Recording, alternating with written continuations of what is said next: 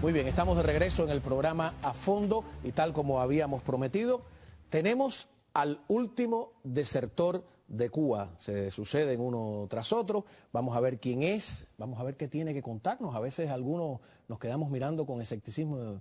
Dice, bueno, pero eso lo sabe todo el mundo. No, yo creo que este tiene de verdad cosas nuevas, de un mundo nuevo que contarnos. Así que vamos a recibir aquí a Daniel Benítez. Muchísimas gracias, bienvenido. Llevas 8 días apenas en Estados Unidos. Apenas ¿no? 8 días, pues muchísimas gracias, Cabo. ¿Cómo no? Y cuéntame un poco, eras periodista en Cuba. Sí. ¿Te graduaste cuándo? ¿Y me dónde? gradué en el año 2008, Universidad de Oriente, en Santiago de Cuba.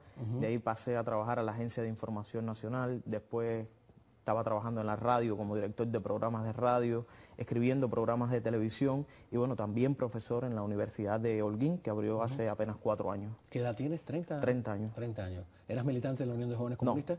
¿No? Antes era un requisito fundamental. Sí, era un requisito y más para la carrera de periodismo. Ser periodista, ¿no? Pero por las suertes de la vida, a mí no me tocó ser militante en el momento en que se inscribieron, porque éramos 12 para optar por la carrera de periodismo y solo llegaron 3 y fueron los primeros 3 escalafones. Pero es muy selectiva de todas maneras. Es muy selectiva, ¿no? Y sigue siendo orientada y dirigida por el buró político y el departamento. ¿Es muy ideológica la carrera? Es demasiado ideológica. Diría que del 80% de las materias son con un perfil bastante político, bastante ideológico, más allá del tema justamente profesional y técnico que es necesario en este tipo de profesión. ¿Y qué pasó cuando empezaste a trabajar o qué no?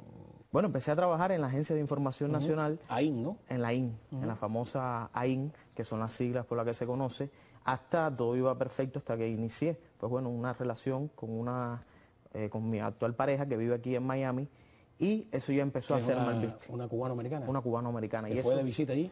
Sí, nos conocimos de visita, ella es holguinera, y al igual que yo, que soy de la provincia de Holguín, y pues bueno, ya eso empezó a ser mal visto, porque un periodista que justamente trabaja en un medio, que es oficial, que es nacional, pues tener una relación con alguien que vive, y más en el imperio, ya eso es mal visto completamente. Luce ridículo, es como la historia de los Capuletos y los Montescos, pero ideológica, ¿no? Sí, es algo más ideológico porque sin veneno, porque en Cuba no hay veneno. ¿No? Ahora bueno, mismo hay veneno. Hay otro tipo de veneno, pero no ese ni la puñalada te la puedes ¿Qué dar. veneno encontraste tú en el periodismo cubano?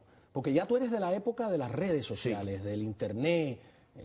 Ahí fundamentalmente es la política informativa, que sigue siendo una política informativa dirigida y orientada por personas mediocres que no saben absolutamente nada de periodismo y sin mucho de militancia política. O sea, hoy por hoy los medios cubanos están básicamente centrados y dirigidos a una política informativa que es de ocultar toda verdad, todo proceso de transparencia, dirigidos desde el buró político. Eso es el fundamental atraso que tiene hoy el periodismo cubano, está ahí, en una política informativa que impide ese propio periodismo avanzar. Lo que ha chocado justamente con toda esta generación y evolución de las redes sociales, que en Cuba sigue siendo bastante primitivo, y uno no se da cuenta de eso hasta que sale de Cuba.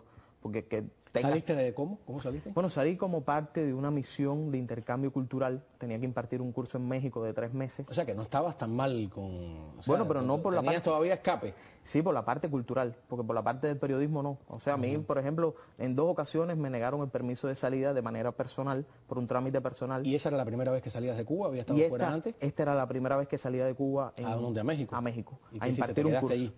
Bueno, estuve solo 1 semana en México. Y de ahí crucé por la frontera de Matamoros. Eres una espalda mojada, literalmente. No me mojé porque lo hice bastante cómodo. Lo hice en un ómnibus y de ahí cogí un avión, pero es bastante escabroso todo ese tránsito. ¿Qué esperas aquí ahora? Bueno, aquí espero trabajar. Fundamentalmente trabajar y trabajar.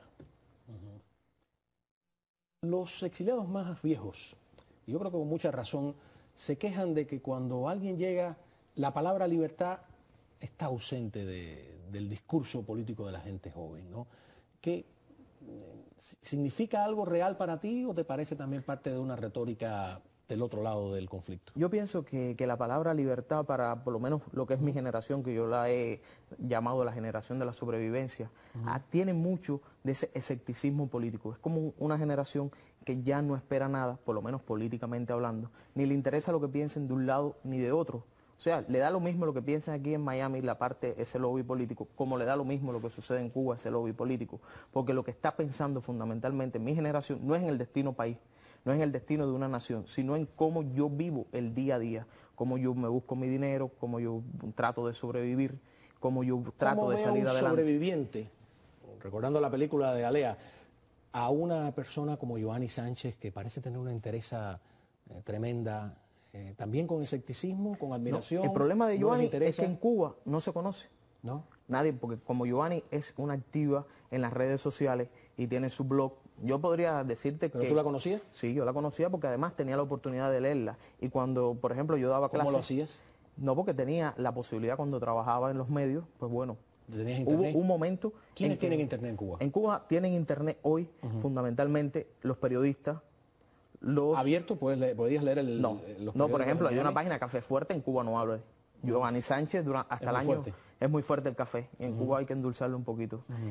Por ejemplo, Yoani Sánchez, hasta el año 2011 no se podía leer su blog. El blog más leído sobre la realidad cubana no se podía leer. Y entonces, como que eso te impide, tú preguntas, haces una encuesta en Cuba, ¿quién es Yoani Sánchez o quién es muchos de los opositores?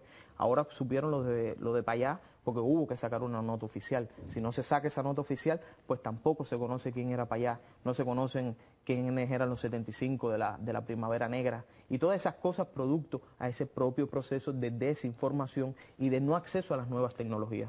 Havel, 15 días antes, supuestamente en Checoslovaquia no lo conocía nadie, y 15 días después era el presidente y todo el mundo lo aplaudía. Así que eso de conocer o no desconocer, vas a aprender por el camino que sobre hay. los jóvenes. Los cubanos saben más cosas de las que dicen saber. En los jóvenes realmente está esa falta de comprometimiento social. Vamos a hacer una cosa. Te doy la bienvenida. Es un placer.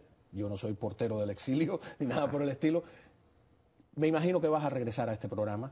Pedro te hará otras preguntas y tenemos mucho que escuchar. Queremos muchísimo escuchar. Pero fíjate, una lección de periodismo libre que la aprendí yo también cuando llegué acá. Hay un tema de fraude posible, potencial fraude electoral aquí en Hialeah. Cuando regrese de la pausa, voy a decir lo que me dé la gana sobre esos políticos y no me va a pasar nada. No voy a ir a la cárcel. Vamos a ver el informe primero.